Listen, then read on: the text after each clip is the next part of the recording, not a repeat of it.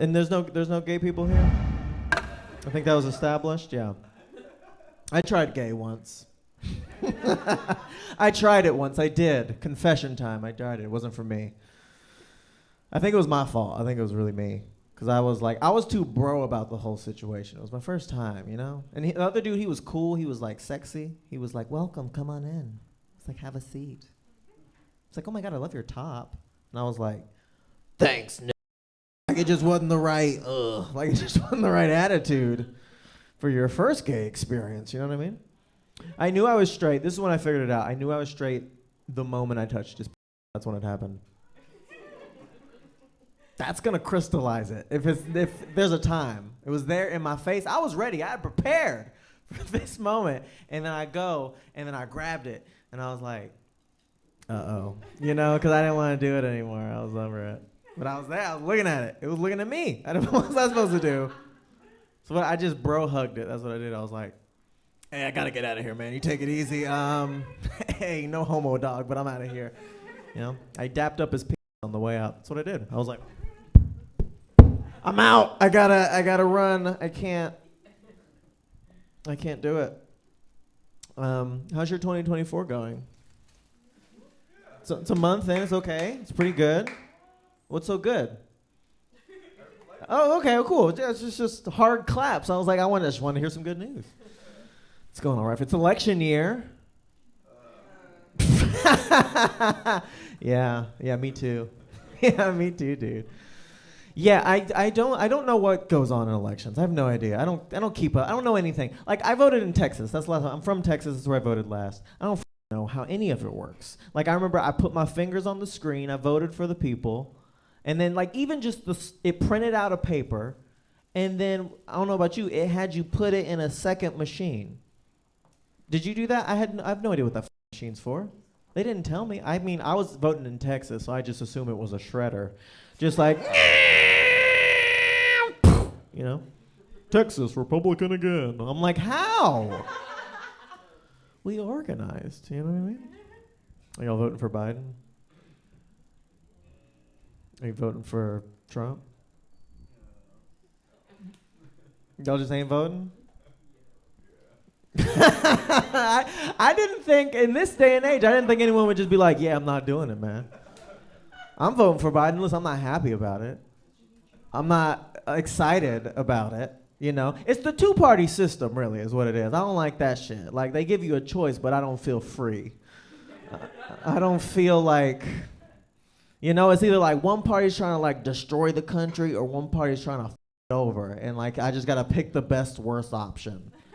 For the country, for America. Like if it was voting for my mom, I feel like that would make it more like one party's like got a gun to my mom's head, like I'm gonna kill your mom if you vote for me. I'm like, oh my God, don't do that. And the other guy's like, yeah, vote for me. I'm just gonna the shit out of your mom. And I'm like, okay, is there a third party, please? Somebody else. Someone else has got to have another option. I'm a progressive dude. I try to be, you know, I like weed. Okay, I like abortion. Okay, less on that, that's fine. I don't know which one I like more, if I'm being honest. I don't know. One makes you calm and relaxed, and the other one's marijuana, you know? And it's hard to... I think they should both be legal, though. I think they should both be legal, and they should be safe and accessible for whoever needs it. And...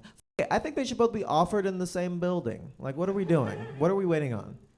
A weed and abortion clinic. That's what I think there should be. I should be able to walk into a building in 2024 and be like, hi, I would like to pick up a gram, and she would like to drop off an ounce. You know, like, I feel like that should... No? No, that's... That always tells me who's here in the crowd. Yeah. Anyone on a date? You on a date? Married? Dating? How long? 6 years. We've been over this as a group? Yeah, okay, cool. Yeah, I don't care either. Just so you know, I don't, whatever. I went on a date the other day. It was cool. It was the first date and it went well. But the best part, she lives in my neighborhood. Oh my God. Have you had that shit? Like when someone lives near, that was the sexiest part about her. I didn't want to even go on the date. My friend set me up. She was like, she's cute, she's funny. And I'm like, I don't know. It's like, she takes the A line. I'm like, the A line? Okay. Shit, now I'm only trying to bitches at my bus stop. That's what I'm doing now. I'm like, I know you're close by. I know you are, dude. I don't know. I'm not like a guy. I'm not like a guy who just, you know what I mean? All right, y'all are guys. That's cool, man. I'm more of a cuddle guy. I'm just sweet. I'm sensitive. I'm better at it. I'm better at cuddling. I can do it good. I promise. I can do it good every time. Every time. 100% of the time. If you get spoon, you gonna go, like that's what's gonna happen. The sex is hit or miss. I can't guarantee anything on that. That's 50-50, but I'm gonna make that feel safe. Like, that's good. It's pretty good too, right? I see these guys, they're out here bragging all the time. They're like, yeah, so good, she's never gonna walk again. I'm like, oh my God. For me, I'm like, she's never gonna walk alone, okay? Because I am committed, supportive, there for your needs, you know? She didn't come, but I'll never leave. And that's a promise, okay? That's a promise. I had sex with a black girl. All right, next topic. No, I'm just playing. I have more to say about that. I love dating black girls because I'm black, you know? And then she black, and she gets it. You know, I don't got to explain myself. The shared experience is a connection there. The conversation is impeccable. You know, the sex, for me, that's where I get a little bit insecure. Because I don't feel black enough. Because, like, I'm... and it's her fault. Because I'm black, but I'm very light skinned. Remember the first black girl I slept with? She was very dark skinned. And when I went to go, you know, do the deed, and I know it's very personal, but I did it, just the contrast in our skin, like I looked down at me and I was like, whose white is this? You know what I mean? I was like, ugh, stupid, ugly, pale, pasty. Oh, that's me. That's my white. It's crazy. I went from black to white in an instant. It was terrible. I was like, Malcolm X, Malcolm in the middle. It was wild. I didn't care for it. Did not care for how I felt about it. But, you know, what are you going to do? I see the girls, the white girls, I'll go out with them sometimes. I always see them with the mace. They only got the mace on the keys. Y'all got mace on the keys? No? You don't got it? Well, you got this big, strong motherfucker right here. He got your back. But they got the mace on their keys. I find it so optimistic. Like that's gonna do a goddamn thing. Like in a pinch, someone's like, "Rah!" It's like, oh my God. Like I just can't imagine. I can't see it working. Just get a gun. Like what are you doing? Get a blast back. It's America.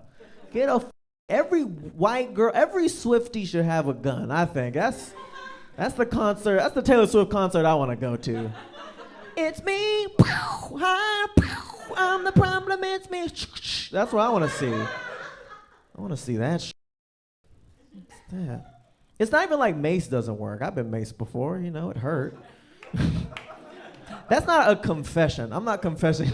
I'm not like, yeah, I tried and I did it. Like, that's not even what I'm saying. It was a homeless woman. I was the victim. She was deranged. But... This is what happened. What it is like it's a weapon that you keep on your keys, ladies. But here's the thing: I've never seen a woman find her keys. Listen, I've just never seen it. I'm like, where are your keys? I just see a big ass purse. Like, hold on, we'll get inside in a second. Ooh, I'm gonna rock your world, and I'm just cold on a date. Like, hurry, please, I'm cold. So if you had a gun, you wouldn't even need the keys. Just blast the lock off. Just pow! Get in the bed. Take off your pants. I'm like, yes, ma'am. Like, I'm having fun. Listen, I'm Tyler Groce, y'all. Thank you. Hey, don't go anywhere. The video's not over. This is the good, the bad, the funny, the post-set debrief. I'm gonna show you my story, and then we're gonna be right back. Check it out.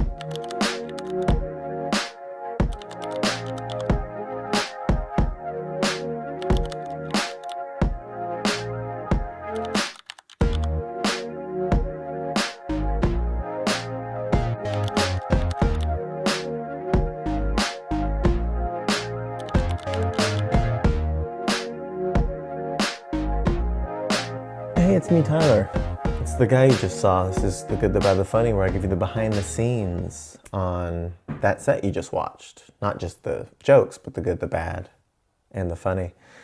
Yeah, no, welcome. This set was from January 30th, 2024.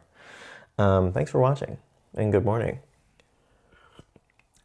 It was a delight watching. That was a fun set. That was a very fun set. I needed to see a fun set. This has been an annoying week. This has been an annoying week. There's a TV show coming out on Netflix called Funny AF with Kevin Hart. It's a stand-up reality show, and I had submitted for that, and I got this close, but I did not get it. And you know, this is good. This is good. I'm in this time in my career where I'm applying for stuff and not getting it. That's the first step towards getting it. But it's annoying. I'll tell you what. All the people, you see the list of people. I went through each and every single person to look at their Instagram profile and be like, ugh. I get it. They seem funny and nice. You know, no one seemed undeserving. I had some friends in there that I was happy and envious that they got it. And then mixed with that, with, you know, me experimenting, posting videos on YouTube or on TikTok or whatever, and them just not catching. The algorithm doesn't pump it out. It's a good video, but the algorithm doesn't pump it out. The algorithm thinks it knows best. People think they know best. They don't know. They think they want Tom Holland or what's it, Timothy Chalamet. What they need is a young light-skinned black man drinking coffee in the morning, complaining about his failures and his potential diabetes.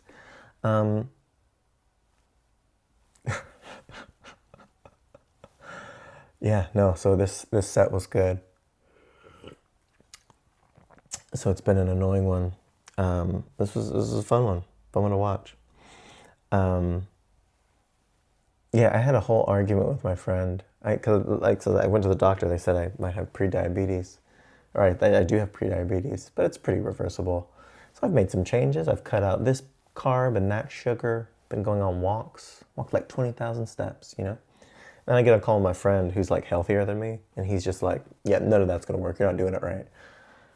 And so I'm just like, what do you gotta do? It's like you gotta just not eat. You gotta be hungry all the time in order to have any sort of health benefits. I don't know how people do it.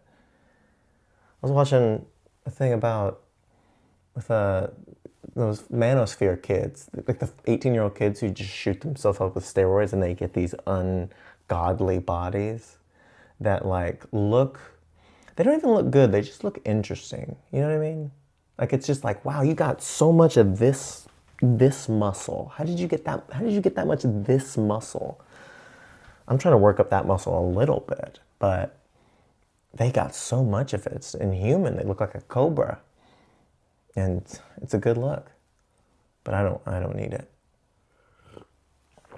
Yeah. Also, I've been watching these back too. I know you can hear all the little things. I got a little microphone right here. You can hear everything, but you know, the microphone works, and quite frankly, there's not enough people watching to justify trying to fix it. But thank you so much for being here.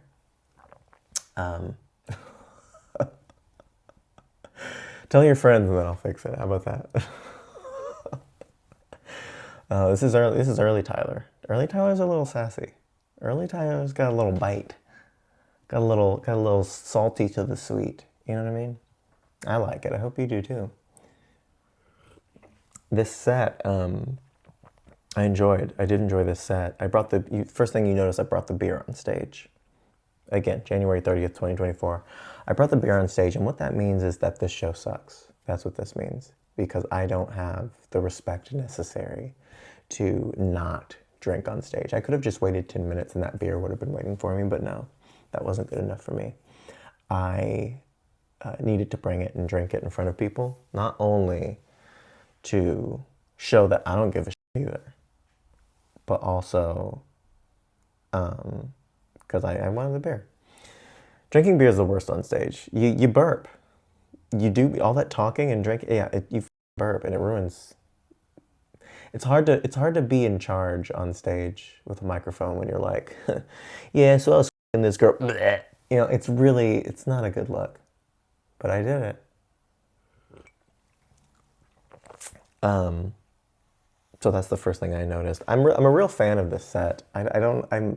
It's fun because as I watch these, I'm like, I am a fan of my stuff. I think that's a good, as an artist, if I may call myself that, it's a good measure of if you're doing the right work, is if when you watch it, you're like, I like this. And I did like that. I was cute up there talking about my gay stuff. Oh, my gay bit. I did like a whole 7 minutes on gay, on me being gay, which I'm not, but you dip your toe in when you were younger. I did this 7 minutes on these two weird gay stories of mine, both semi-true. Everything I say is semi-true, and they were good. I almost cut it because I felt like it was like not punchy enough. But then my friends and stuff were like, "Dude, those are great," and then I put up the special. It's on YouTube now, and once we get past where I recorded the special, I'm gonna stop talking about it. I've been mentioning it every time, partially to tell you to watch it, but also because it's relevant to this. And I did a whole gay chunk and put it on my special. And I think it's part of one of the more interesting stories too. People really like the story. And that was the one thing I do material in front of my parents. I'll do all my material. I'll do my bitch. I'll do all that in front of my parents. Spit it on my uncle, like I'll do it all.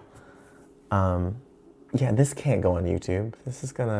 I'm gonna censor all of this. Why am I doing this to myself? Anyway, but the gay chunk was the one thing I didn't want them to see. Not because they're homophobic, but because they could be, You never really know who's homophobic until your kids are gay.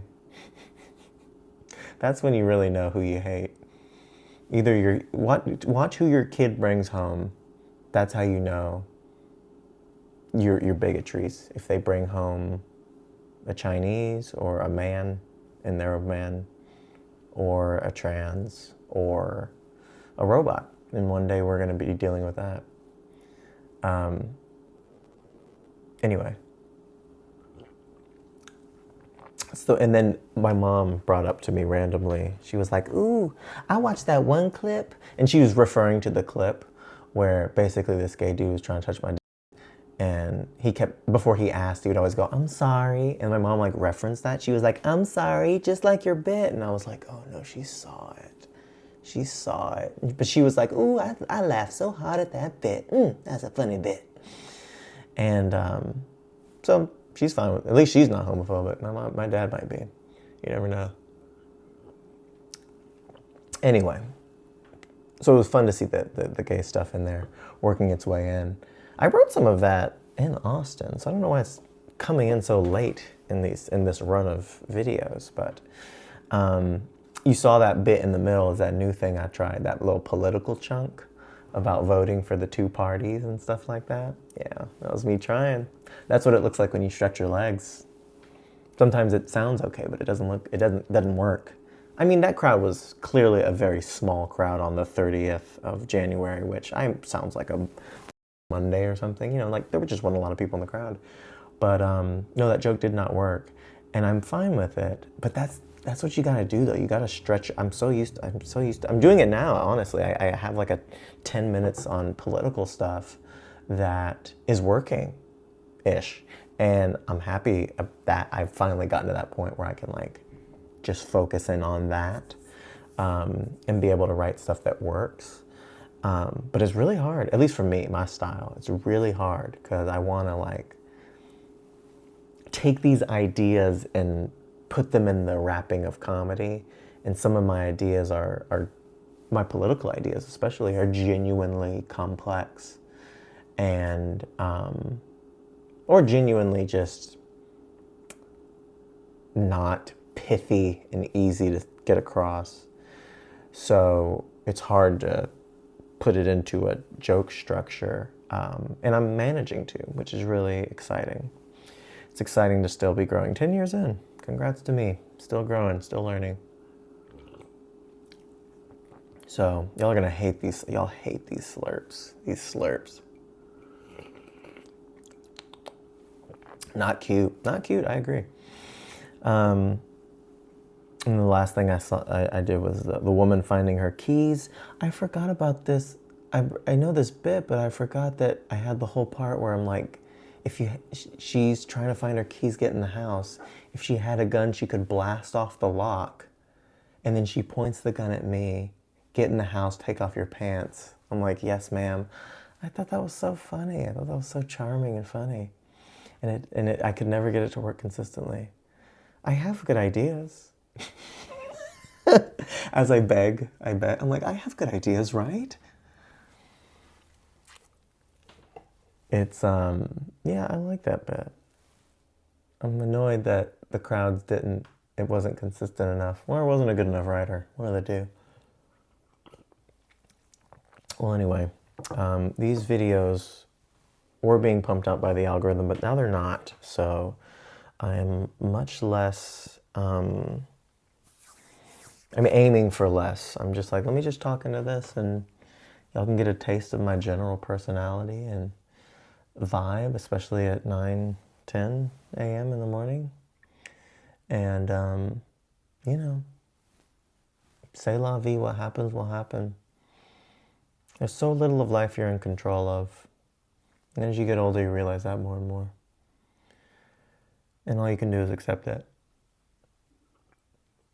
What's really frustrating is the things that are in control of your life are less human, especially doing this. I mean, this is all dictated by a robot, by an algorithm. Does it like me? Does it think I'm handsome? Do my clips get enough clicks? Are these videos contributing to YouTube's bottom line, to Google's bottom line? Does this person trying to reach people and reach an audience, to reach other human beings, I have to go to the altar of the algorithm and be like, please, please, I offer you this commentary on my own stand-up, this sticking my head up my own. Please, is this something? And like a genie, it waits and says, no. And then I'm banished to the yard with all the other content creators, wannabes.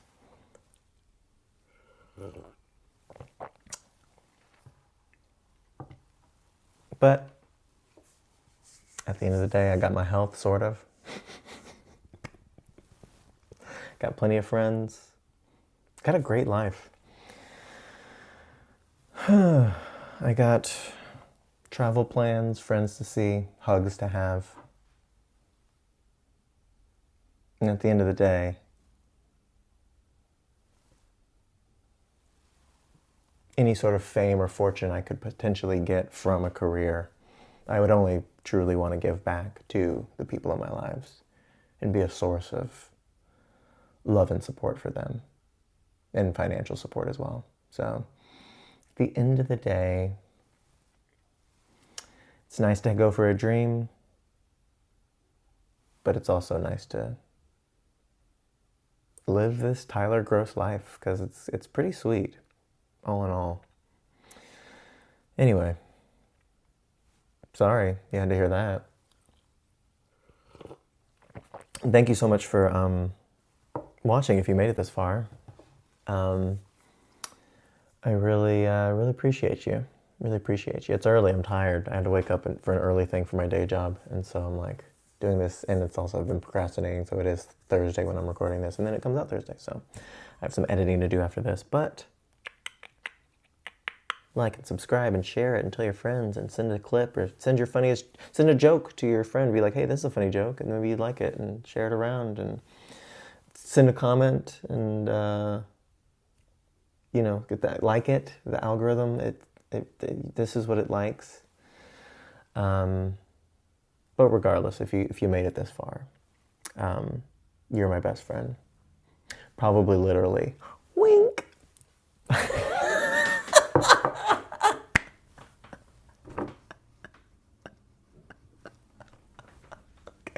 I'm done. Goodbye. Thank you.